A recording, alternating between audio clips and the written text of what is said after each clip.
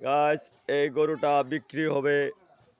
গরুটা বিক্রি করতে কষ্ট লাগতেছে, কিন্তু পরিস্থিতির শিকার। আমার গরুটা দেখার মতন এখন কেউ নেই। আমার একটু প্রবলেম চলে, বাড়িতে কাজ চলতেছে, তার জন্য গরুটা বিক্রি করব। এই গরুটার বাচ্চা আছে, অস্ট্রেলিয়া বাচ্চা আছে গরুটার সাথে।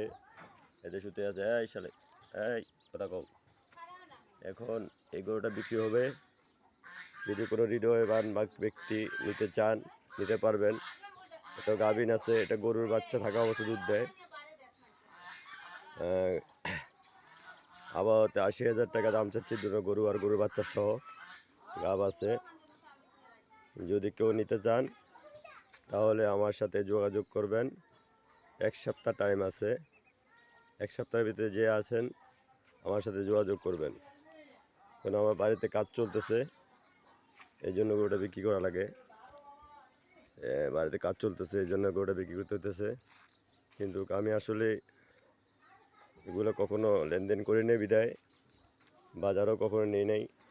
বাড়িতে আছে। যদি কারো প্রয়োজন হয় আমার সাথে যোগাযোগ করেন ১ সপ্তাহের ভিতরে। আমি মনে করি ইনশাল্লাহ লাভবান হবেন।